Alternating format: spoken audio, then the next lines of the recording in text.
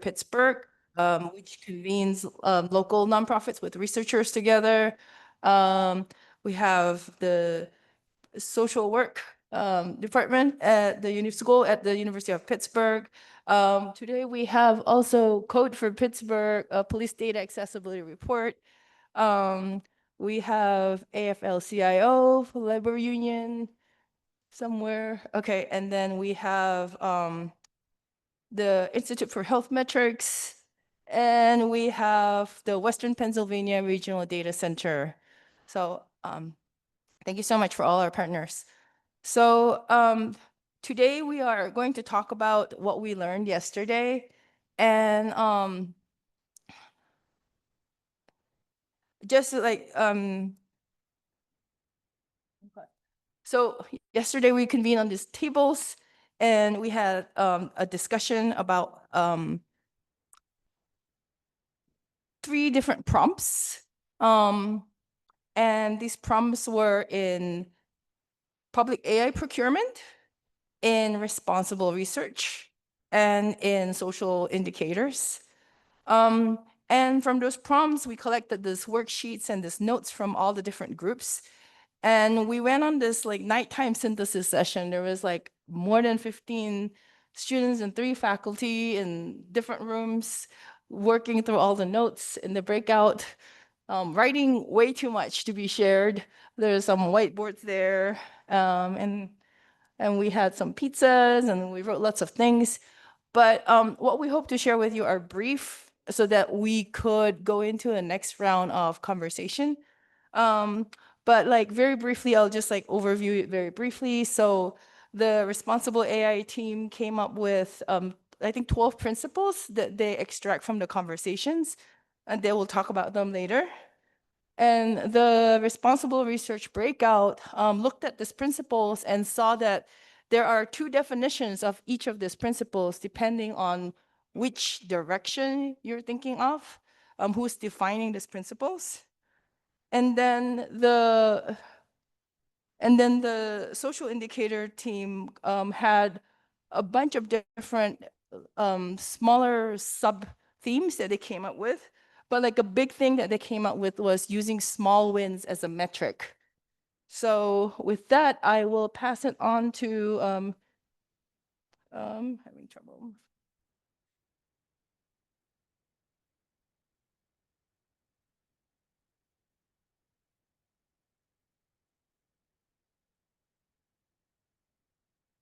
Okay, I'll pass it on to Rachel Kim from Responsible Research.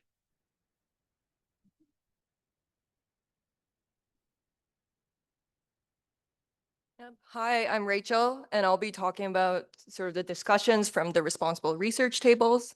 So a topic that came up from synthesizing the discussions at the responsible research tables was the idea of trust between the researchers and the community.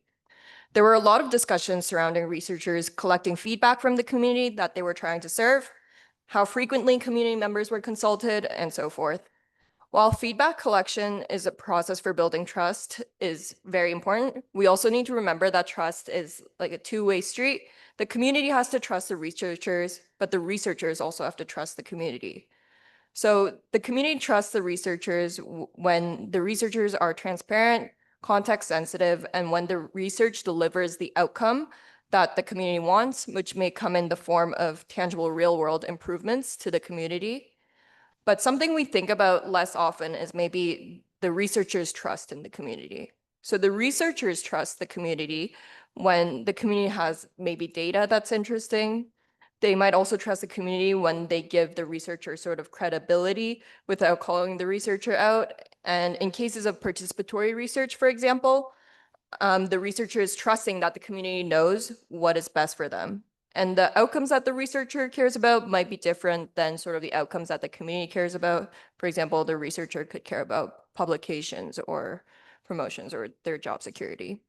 So we see here that although trust is sort of a 2-way street, the conditions of trust are quite different for each direction. So we're hoping that in the responsible research tables today, we can explore like what tensions might arise from this difference in the conditions that are important, And if I'm forgetting anything else that was like super important at your particular table, like please feel free to expand upon that during today's discussions.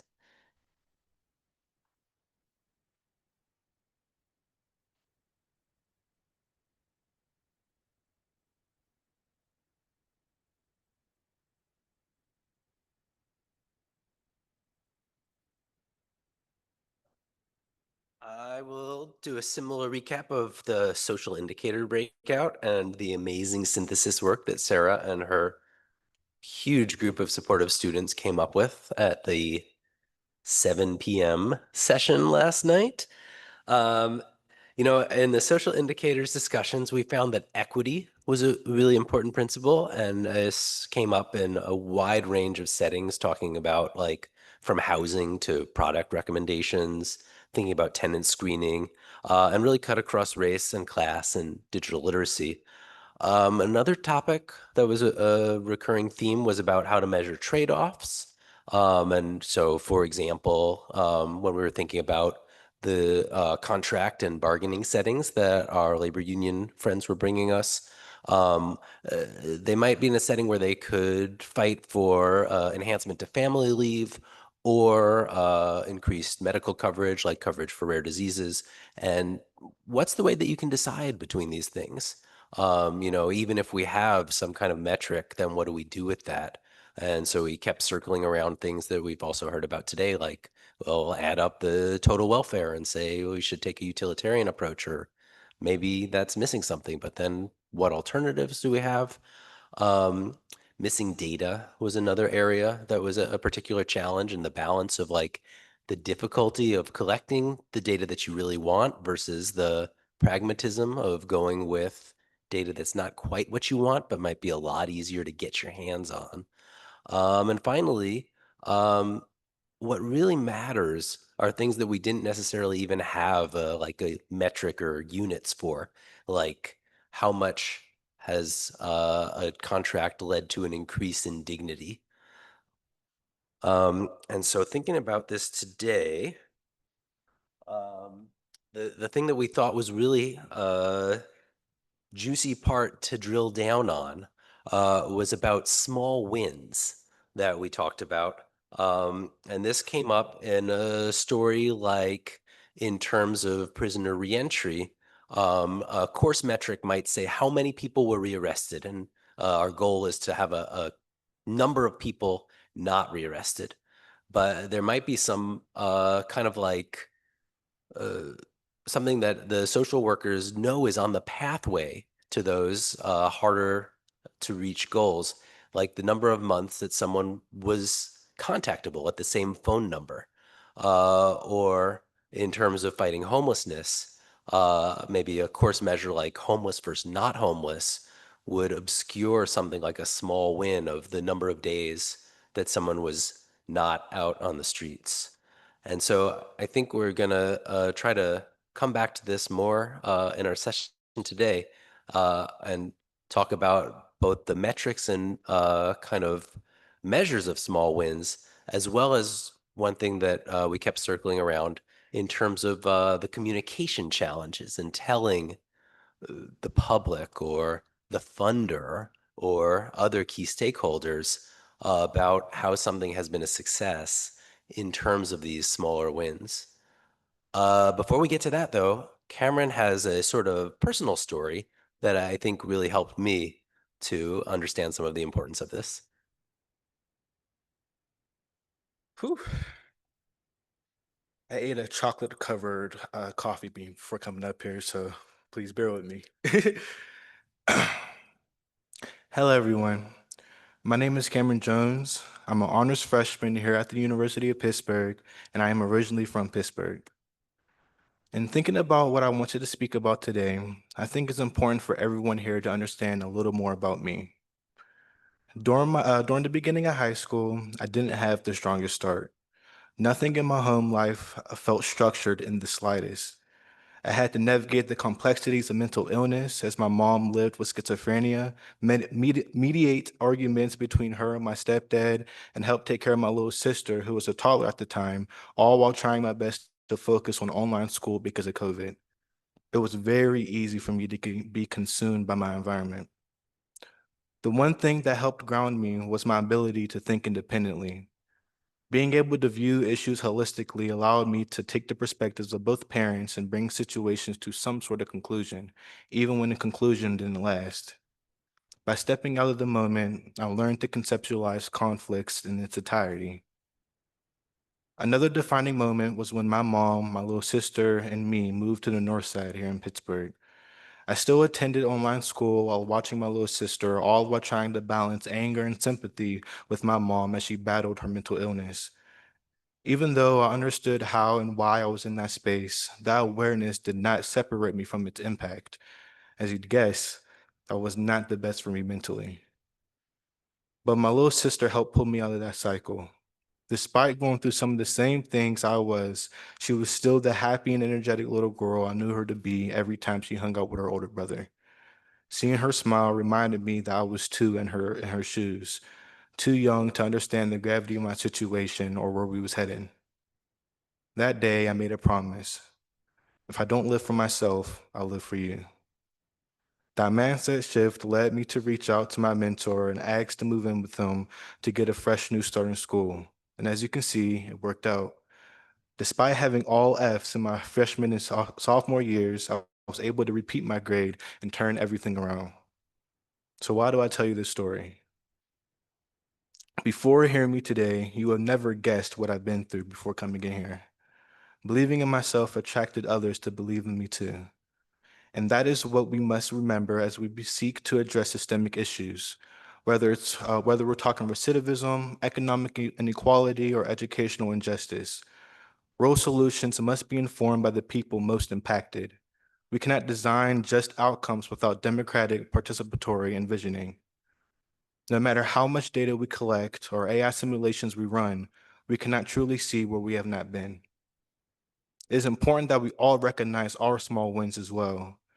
Especially in this global political climate we're in, any win, no matter how small, is a major win for all of us. We must ask how we measure the immeasurable, how we can articulate abstract long-term benefits to investors who are focused on the immediate. My story began with making the decision to try again.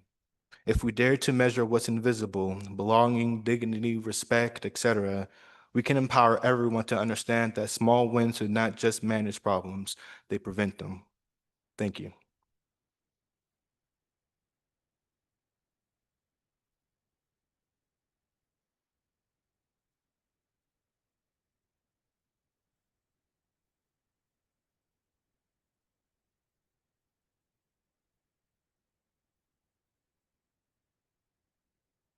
Are you starting over? Are you sir?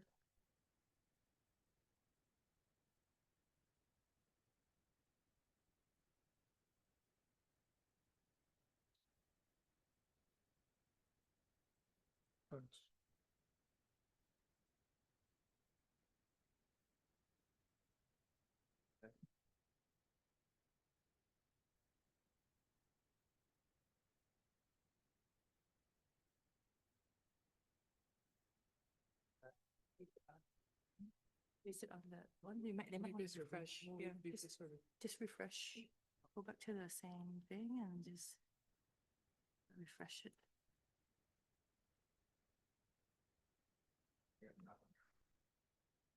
There it is. If you go down, slide 24. Okay. Go just to here. This is good. Just let go. Yeah, go down. Actually, slides. Yeah. There you go. Okay. All right. Hi, everyone. So I'm Firdaus, a PhD student from Raise, and that's Ken Wrong with me.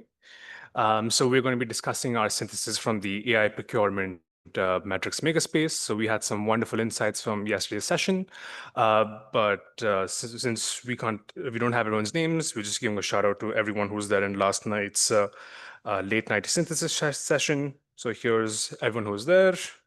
So we got some pretty good insights. We had around 9 to 10 principles, which we learned from our discussion yesterday. And we could classify them into four overarching meta principles, which we'll get into. Tian Rong will first explain what exactly was the context of our conversation. Yeah, thank you. So I'm Tarum. I'm going to give you some context about what we are talking about in yesterday. So we were looking at this city detect urban blight detection system as a case study when we are talking about what what we are actually evaluating from AI procurement. And I'm not going to show you the entire fact sheet, which is 5 pages on. So I'm just giving you some quick ideas about what the system is. So this is a system for detecting blights in San Jose. So basically, it could include poor or damaged road conditions or garbage left on the road or whatever. And historically, people are relying on citizens, residents to report each other, to report whatever they have seen from the roads. And what they are doing is they are having these cars to carry mobile cameras to take photos of the road and automatically detect the different kinds of blights insights. And if we are looking at the fact sheet's unreported values or whatever the news report tells, it seems it's going to be a perfect thing.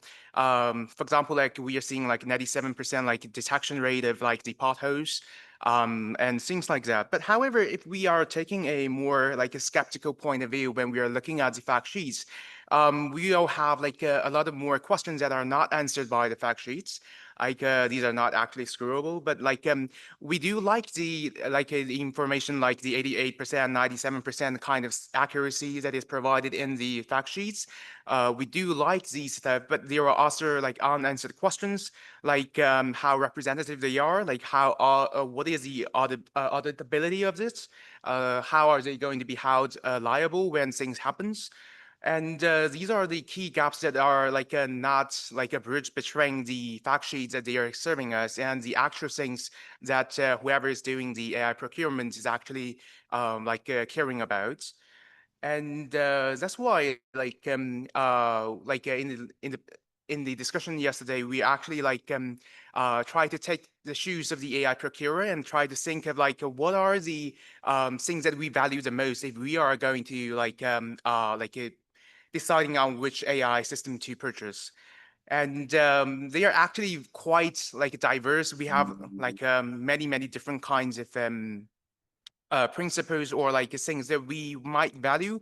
And here we are trying to categorize them and also to basically tries to go into details about which what each principle is actually about and tries to brainstorm about how we are going to actually measure it and also to think about a better metric that possibly our vendors are going to provide us. So the fact sheet is going to be amended or updated, so it will get more information from that. And Firdaus is going to continue on how we are going to categorize these principles and what these principles are actually are. Okay, thank you. So like already said, we got some pretty nice insights from yesterday's activity, and we brought it down to around 9 principles, which can be covered into 4 overarching meta principles. So from the AI procurer side, the first principle would be how would adopting this AI system maximize any benefits which would any benefits to the AI procurer. So in this case, it would be any government entity or an NGO. And at the same time, how would this minimize any harms or risks to the AI procurer? So this can be in terms of limiting liability or etc. So in the end, any AI tool will be benefited to the citizens. So in this case, citizens would be the supposed beneficiaries. So at the same time, they'd also want to maximize the benefits to the citizens while also minimizing any harms or risks which the citizens would face. So we have a bunch of slides which will go, will dive deep into all of these different meta principles, which in the interest of time, we will be we will be providing all these slides in our activity, where you will go through each one of these slides, which will go through each one of the principles within the meta principles. And in the activity, you will be providing us comments, which will give us an insight as to which of these metrics would be viable for AI vendor to provide, whereas at the same time, you'll be telling us which of these metrics do you think the it wouldn't be possible for the AI vendor to provide. So yeah, that's the activity we have. All right. Want to say anything? Yeah, I might add a few words. Oh, so like it seems like we have bridged a lot of things about like the principles. And we actually used to have like a lot of details about what each principles are, but we do have this QR code. If you scan it, you will go to like the Google Slides that has all these more detailed explanations or all the kinds of things that we want from the AI systems. And what we want from you is although we are saying that they are matrices, for example, we are saying we want them to be low cost or whatever, but we are not actually having this formal definition for a metric that is quantifiable or whatever. But it is the case that we want you to take the shoes of the vendors to see if you are the vendors and you want to convince us about you are cost effective or whatever, then what are the kind of metrics or the scores or whatever that you are going to report in the fact sheets that convinces us that you are meeting these desirable requirements. And and also it is possible that we are all looking at from the perspective of the procurer only, and it is not actually feasible or doable for the vendors, or we are asking too much. That's also nice to have the voice from the vendors. Okay, thank you.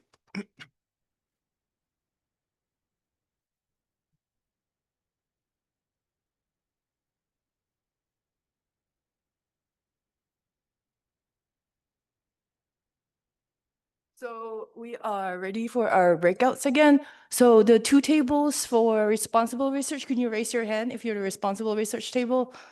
Okay, that's the responsible research table. There are stickies there and markers, and there's a big sheet of paper where you can put your stickies on.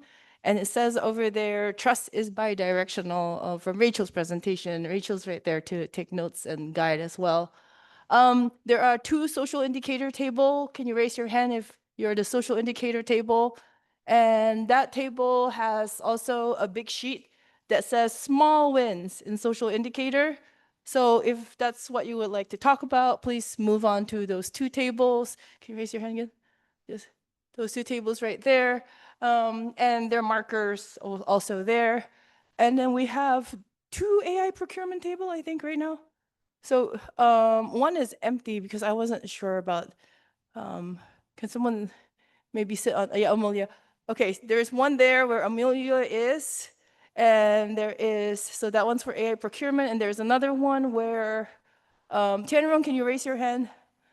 That one over there, so there's two AI procurement tables. So if you would like to join those two tables, please jump along there. And so we're basically drilling into the fact that trust is bidirectional in the responsible research table, into trying the public communication problems of small wins, using small wins as metrics in the social indicator table, and in the fact sheet gap and the AI procurement principles for the procurement tables.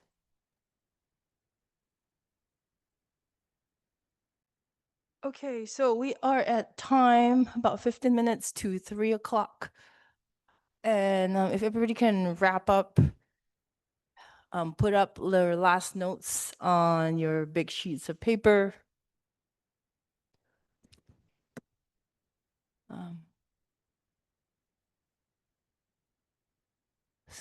So if someone from each table will come out here and share.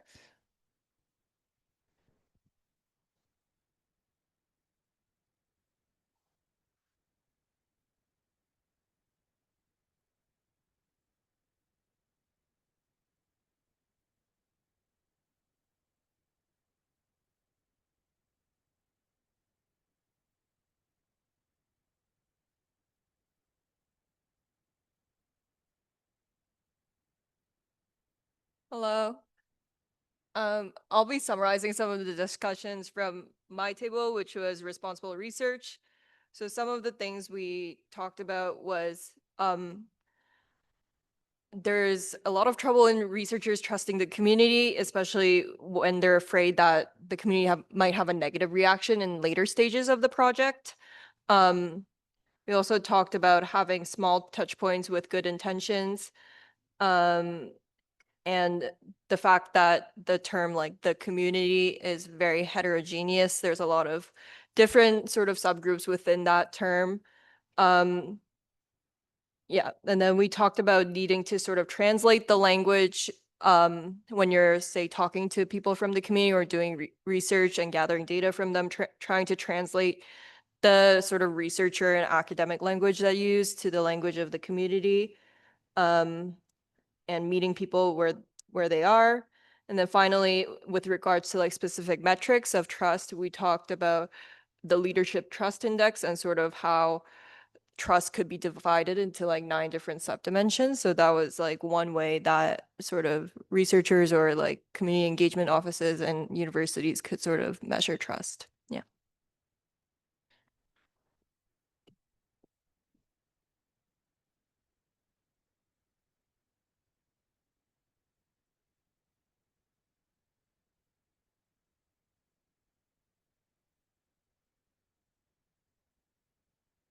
Hi, everyone. Okay, I'll be synthesizing our discussion from one of the social indicator tables.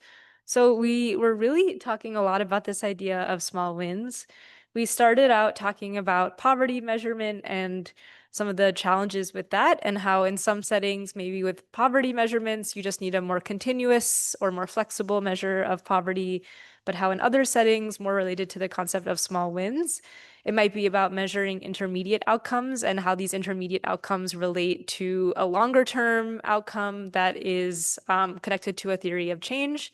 And so we talked a bit about the importance of different time horizons and how it might be important to be thinking, again, in this sort of longer term scale, but that might also not necessarily be as relevant to people who are thinking about shorter term big wins or sort of more punitive interventions.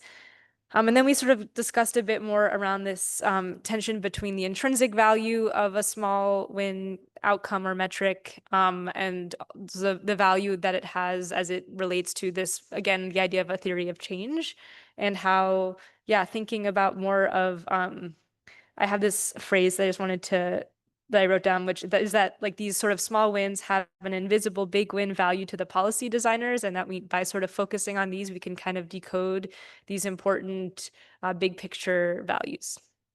Thank you.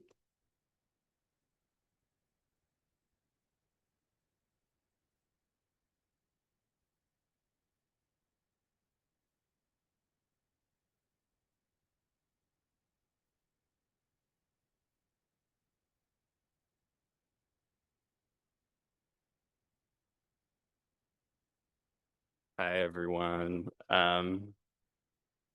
We took a lot of notes on this giant piece of paper. So, yeah, we talked about small wins as well. A big part of our conversation kind of revolved around problematizing the ability to kind of delineate a win as small or not, and attempting to fold that into how one of our colleagues in social work has experienced this in their work around doing some attempts to increase calls to 988 for suicide prevention. And there were some pretty good conversations around how we could basically think about measuring just new callers to that hotline as relative to 911.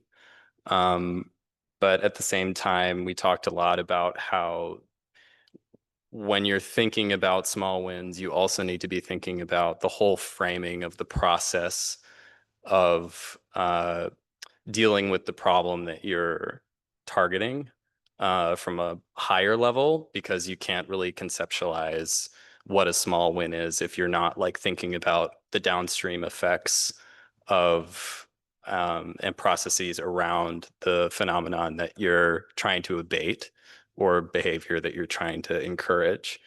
So really interesting conversation and left us with maybe more questions than answers. So leave it at that.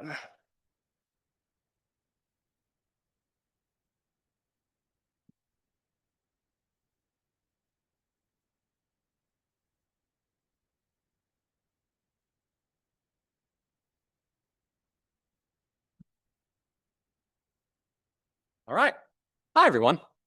We over there did the table, one of the tables on public sector AI procurement. Basically, the challenges that are being faced between people who want to procure this AI data for various public services and the vendors who are selling it. So we were looking into challenges like, how do we measure that these things even work? How do we guarantee efficacy of these products? How do we minimize the harms? How do we estimate the costs? How do we even audit a lot of these things?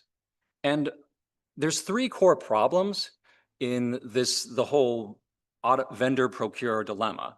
The first is that the AI mania that we have right now, it is a very novel field. Machine learning and things like that have been developed for a while, but the sheer upsurge of interest in large language models and other forms of similar AI, that is only a few years old. So there is often not a lot of in-depth research into a lot of it, and not a lot of developed use cases over a period of years showing how a lot of these things even work.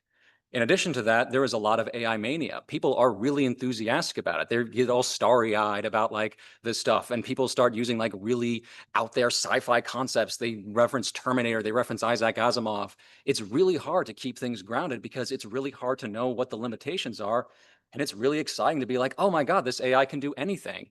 But one of the fundamental problems is that with a lot of these AI systems, even the developers do not fully understand them.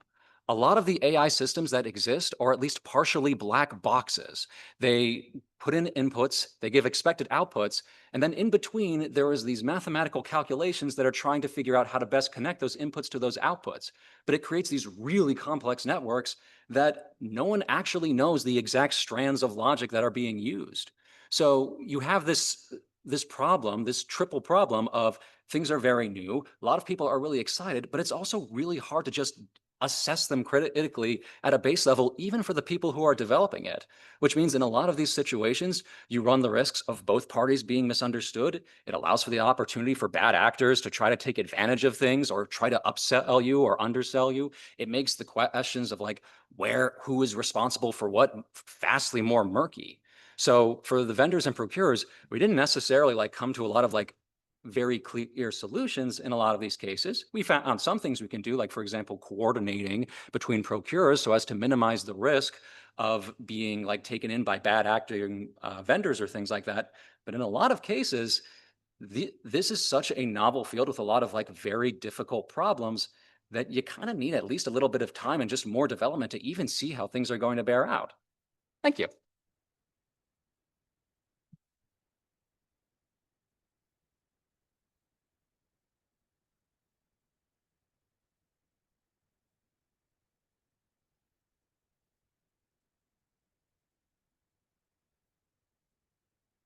Okay, hello everyone. So I'm at the other procurement table, and so I'm going to share some thoughts that we had on maybe what the vendor might think about this procurement space.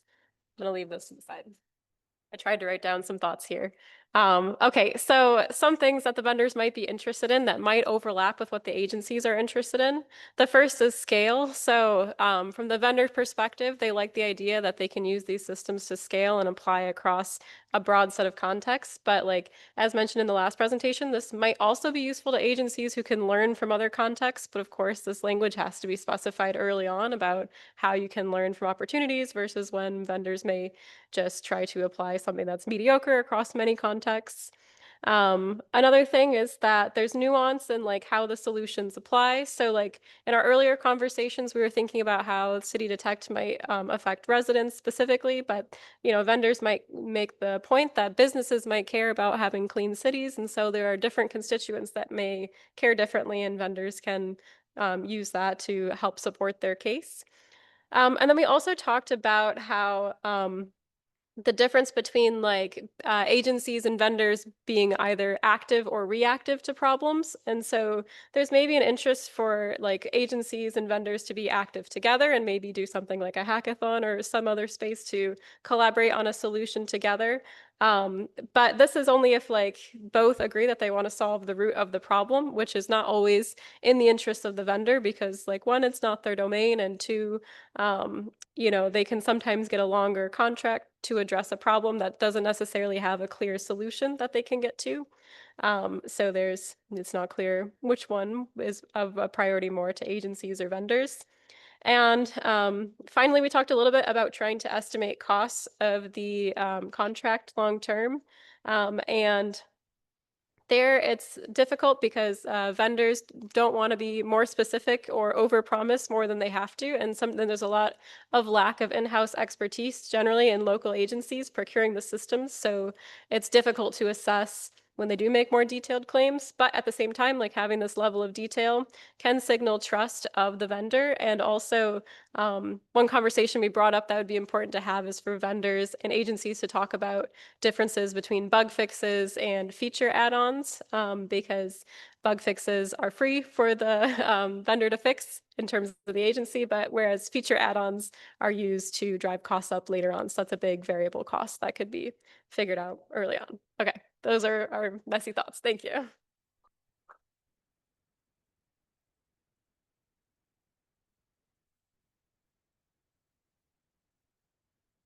All right, thank you so much. So I forgot to have people introduce themselves. It was Rachel Kim at CMU, and then this table was Jenna Gossett from Cornell, and then it was Jamie Carter from Urban Institute, right? And then Max Chiss from Code for Pittsburgh, and that was Serafina Kemp in Michigan.